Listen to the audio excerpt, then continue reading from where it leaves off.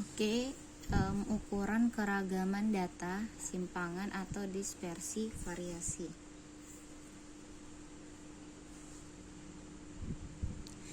Nah, yang pertama itu dalam ukuran variasi, ini maksudnya ukuran variasi itu sama dengan simpangan sama dengan dispersi.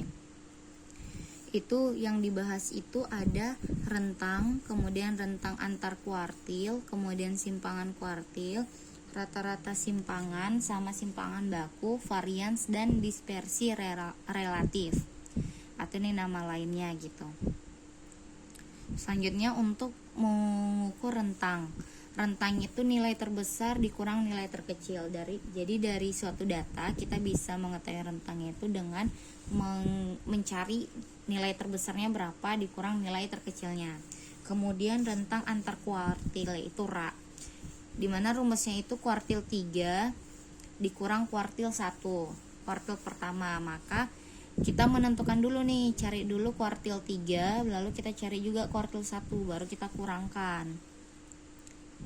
Kemudian simpangan kuartil SK, rumusnya setengah dikali K3 dikurang K1. Jadi kalau misalnya kita udah ketemu nilai RA-nya, maka tinggal kita kalikan setengah aja. Baru rata-rata simpangan. Nah, itu sama dengan rata-rata deviasi, dimana rumusnya sigma mutlak XI dikurang X. Nah, jadi kita cari dulu nilai ini, baru sigmanya berapa totalnya per N, berapa total nilai datanya.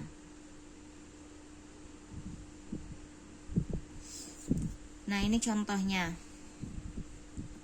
Ini data. Nah, data.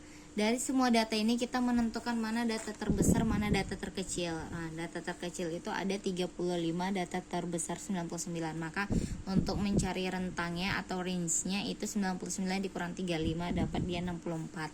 Nah, kemudian untuk menentukan RA-nya yaitu rentang antar kuartil yang rumusnya K3 dikurang K1, dia setengah dikali K3 kali K1, ya kan. Ini kita udah dapat K3, nih kita bikinlah K3 kurang K1 berapa nih, berarti 86,5 dikurang 68,5, hasilnya 18. Nah, baru dikalikan setengah, udah 18 bagi 2, 9. Itu untuk menentukan SK-nya yaitu simpangan kuartil.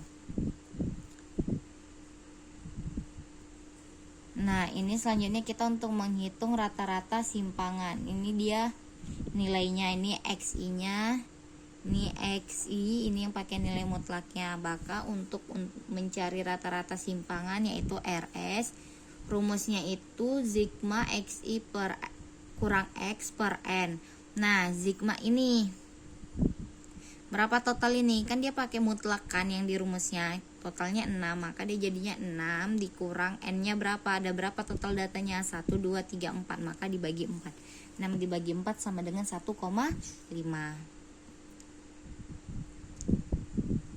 Oke, selanjutnya simpangan baku atau standar deviasi standar. Nah, itu ada dua rumus, yaitu untuk data berkelompok atau data tidak berkelompok, dimana yang ini sama aja. Ini data untuk yang tidak berkelompok dan ini data yang berkelompok. Ini contoh untuk data yang tidak berkelompok.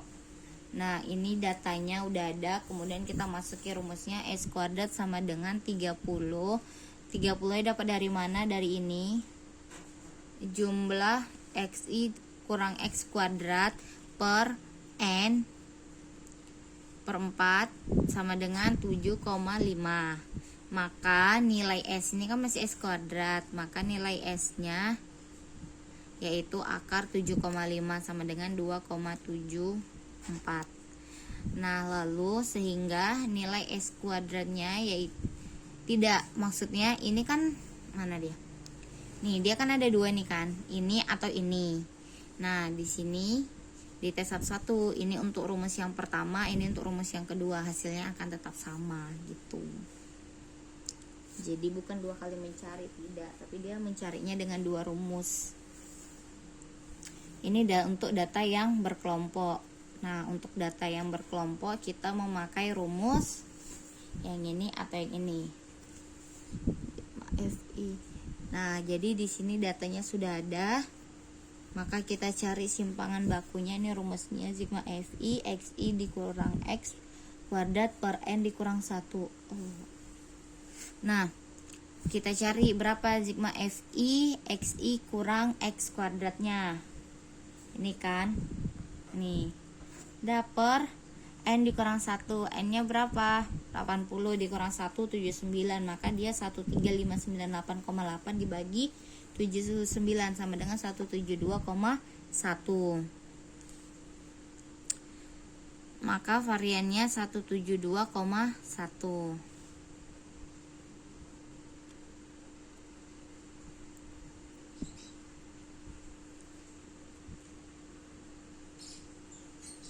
Lalu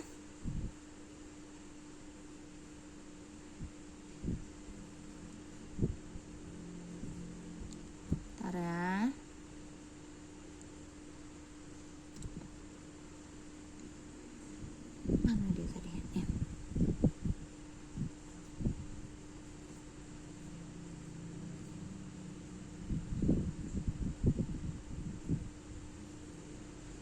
Nah, ini dia pakai contoh jalan yang kedua, rumus yang kedua. Hasilnya sama kan, 172,1. Selanjutnya angka baku. Nah, angka baku adalah penyimpangan dari rata-rata yang dinyatakan dalam satuan simpangan baku, atau angka yang dapat disebut dengan angka Z atau angka baku atau angka standar, sama semua. Nah, untuk mencari angka baku itu rumusnya ZI sama dengan XI dikurang X per S. Ini rumusnya untuk mencari angka baku. Nah, ini contohnya. Seorang mahasiswa mendapat nilai 86 pada ujian matematika. Rata-rata simpangan baku kelompok tersebut 78 dan 10. Pada ujian statistika mendapat nilai 92.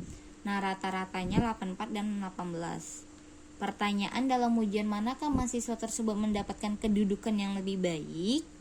Nah, maka jawabannya Z matematika sama dengan 86 kurang 78 per 10. Karena kan rumusnya XI dikurang X per S.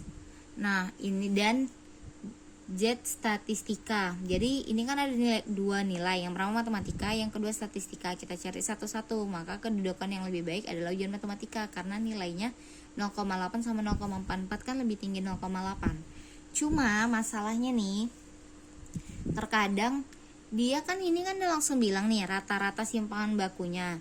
Nah, terkadang di data itu kita hanya dapat satu data untuk mencari semuanya.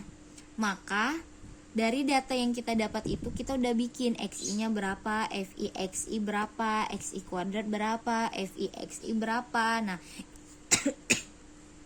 kita udah dapat simpangan bakunya rata-rata, barulah kita bisa dapat nilai untuk angka bakunya. Jadi kalau misalnya belum ada simpangan rata-ratanya, ya kita belum bisa mencari angka bakunya. Harus kita cari dulu angka baku terlebih dahulu gitu. Selanjutnya dispersi relatif, K atau KV. Nah, rumus dispersi relatif yaitu nih, simpangan baku per rata-rata dikali 100. Inilah yang kemarin kita pernah bahas kan, karena simpangan bakunya dia di data yang kita peroleh itu belum ada. Nah, di sini karena dia udah pakai datanya itu udah diperoleh. Contoh, lampu A diketahui rata-rata pakai 3.500 dengan simpangan baku 1050. Lampu B rata-ratanya 10.000.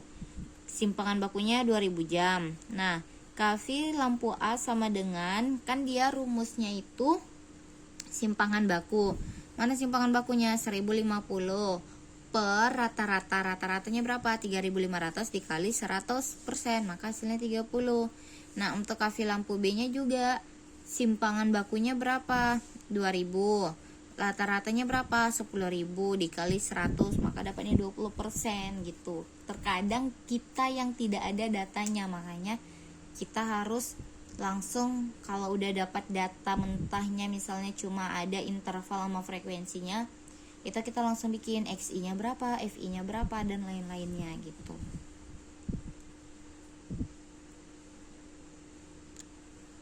Oke.